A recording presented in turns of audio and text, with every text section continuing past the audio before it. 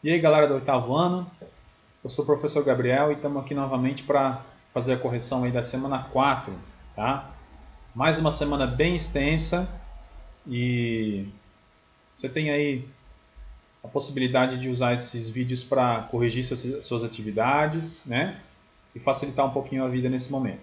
Gente, pedido aí para vocês, a escola lançou ali a campanha Pet Anjo, que é para você pegar algum conhecido, algum amigo seu, você que está fazendo as atividades, e tentar ajudar ele a fazer as atividades, tá? Lembrar ele da importância de que essas atividades, gente, o grupo de WhatsApp são a única sala de aula que a gente vai ter provavelmente esse ano e que sem isso não tem como vocês cumprir a carga horária e a frequência que vocês precisam para conseguir passar de ano, tá? Então, assim, vamos lá. Peçam aí ajuda para o professor Gabriel se precisar, tá? E também se ofereçam aí para tirar dúvidas aí dos amigos de vocês, beleza? Conto com vocês então para a gente conseguir aí 100% de participação, que todo mundo consiga superar esse ano difícil, mas que garanto que já tem gente que está aprendendo também, não é? Gente, vamos lá então para a correção, que é um pouco longa, né? Gente, continuando aí o assunto das revoltas, né? Do período aí do Brasil colonial, Inconfidência Mineira e Conjuração Baiana, né? Primeira aqui questão, tem uma charge, e é para você interpretar a charge. Gente, quando é charge, interpretar, não se preocupem, será que está certo ou não está? Gente, interpretem, tá? A charge, ela tá aqui propondo uma reflexão, né? Mas essa reflexão pode variar de pessoa para pessoa, não tem problema, tá? A minha proposta é essa, ó.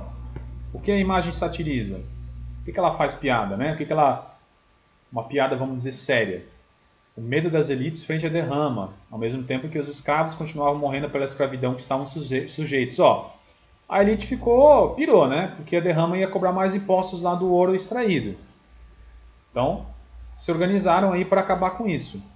Enquanto a população escrava, gente, no caso do cidadão que está aqui tocando o instrumento, sofreu e continuou sofrendo, né? Muitas vezes pagando com a vida, aí trabalhando até ficar esgotado e morrer, né? Então a vida do escravo não estava sendo discutida nesse momento. Era a elite que não queria toda essa cobrança de impostos aí de Portugal, tá?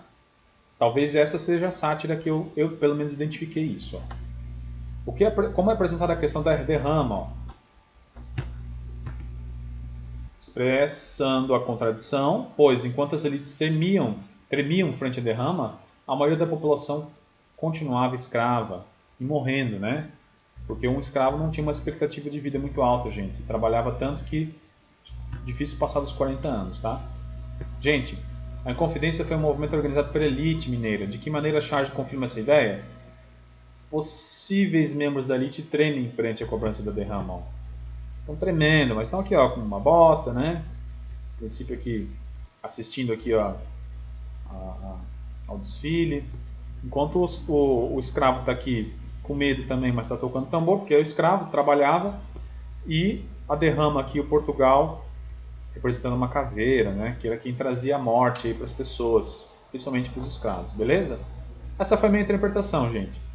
Vocês também podem ter feito, né? E eu vi que alguns fizeram outros.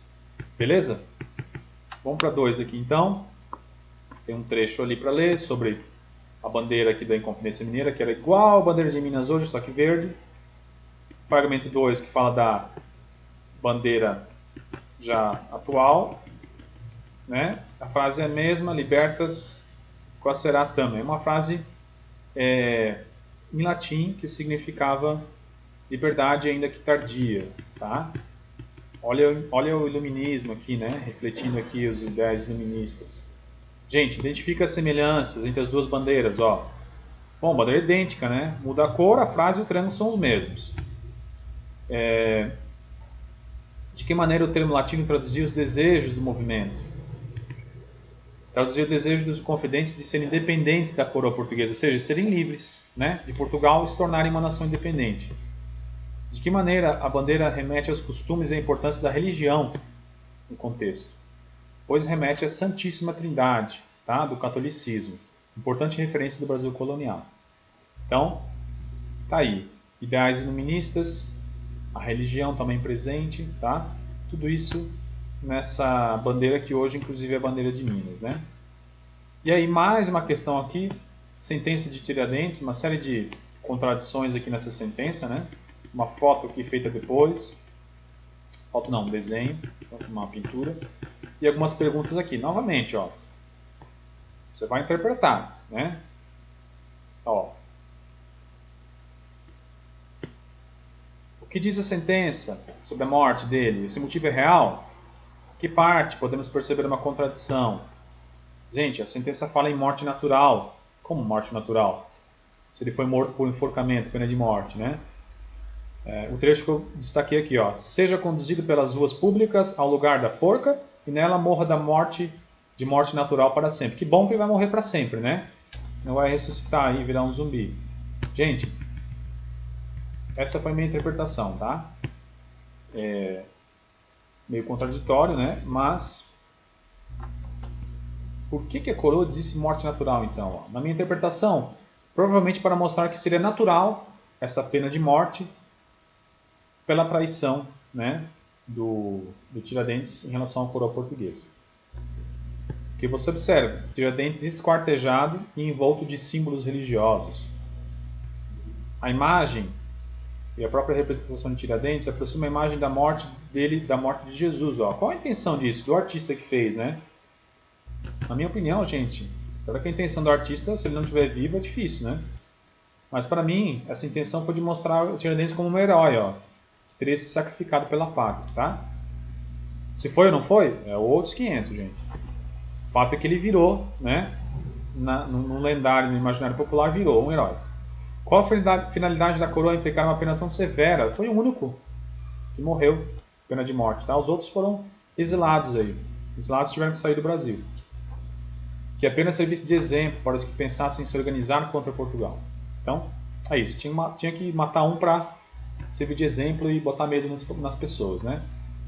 Essa era a intenção aí dos portugueses. Gente, líderes da Conjuração Baiana, questão 4, ó. Líderes da Conjuração Mineira. As perguntas vão ser em relação a essas imagens. Observando a primeira imagem, como estão retratados os líderes do movimento da Bahia? Todos juntos, apenas as suas faces desenhadas, sem roupa, sem corpo. Analisando a imagem 2, como estão os líderes da Conjuração Mineira? Poses pomposas, ou seja, né, usando roupas de elite, coloridas, imagens inclusive.